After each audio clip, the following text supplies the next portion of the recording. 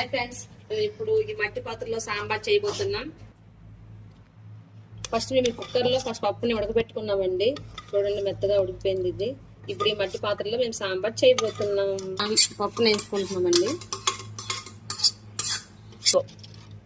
చూడండి, కొంచెం వాటర్ వేసుకున్నాం. చూడండి, ఇప్పుడు ముక్కలు వేసుకుంటున్నాం. నెక్స్ట్ ఇందులో టమోటా కూడా వేసుకుంటున్నామండి. అలాగే ఇందులో ఉల్లిపాయలు, నెక్స్ట్ పచ్చిమిర్చి కూడా వేసుకుంటున్నాము. కొంచెం సాల్ట్ వేసుకోవాలండి. పసుపు కూడా కొంచెం వేసుకోవాలండి.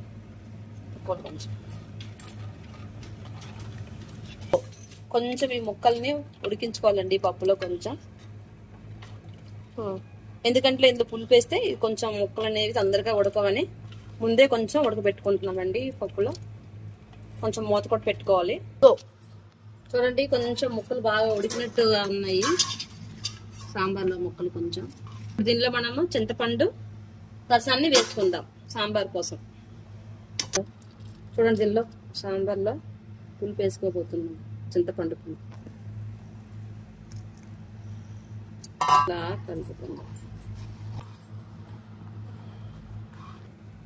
చూడండి, ఫస్ట్ మనం సాల్ట్ పసుపు వేసుకున్నాం కదండి. ఇప్పుడు కొంచెం కారం వేసుకోవాలండి. 1 స్పూన్ అండి, హాఫ్ వేసుకుని సరిపోతుందండి. అలాగే కొంచెం సాంబార్ పొడి అండి, ఇలా మిక్స్ చేసుకోవాలండి. సాంబార్ మాత్రం కానీ ఈ మట్టి పాత్రలో వండుతుంటే చాలా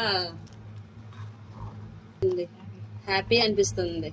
చాలా రోజులకి చూస్తున్నాం ఇటువంటి మట్టి కొండలని. చూడండి, సాంబార్ అయిపోయింది. తాలింపు వేసుకుందాం. అరిగిపోయిందండి సాంబారు. ముక్కలు కూడా బాగా ఉడికిపోయి.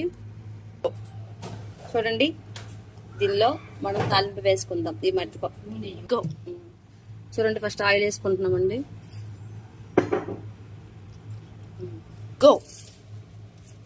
చూడండి, కొంచెం ఆవాలు, మెంతులు, జీలకర్ర, వెల్లుల్లి అండి, దంచుకునే వెల్లుల్లి,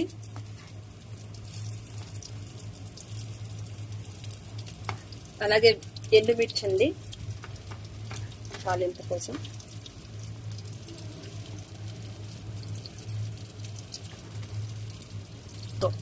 కరివేపాకు అండి.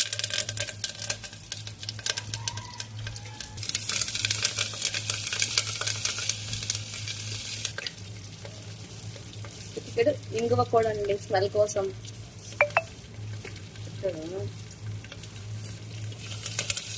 ఎంత మంచి స్మెల్ వస్తుందో తాలింపు స్మెల్. చాలా బాగుందండి.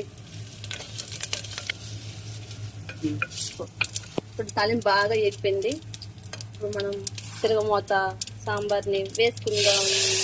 చూడండి, ఎంత మంచి స్మెల్ వస్తుందో, కమ్మటి స్మెల్ వస్తుందండి. సాంబార్ మాత్రం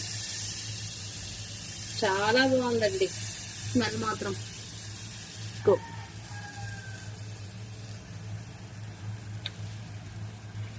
దీన్ని ఇలాగా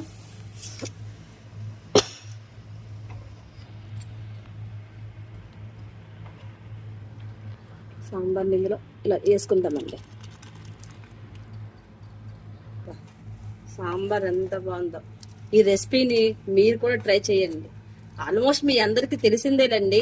కాకపోతే ఇది మట్టి పాత్రలో వండుతున్నాం కాబట్టి ఈ టేస్ట్ ఇంకా వేరే లెవెల్లో ఉంటుందండి.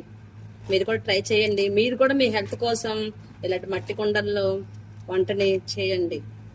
ఓకేనా ఫ్రెండ్స్? ఓకే, తప్పకుండా మీరు ట్రై చేస్తారని నేను అనుకుంటున్నాను.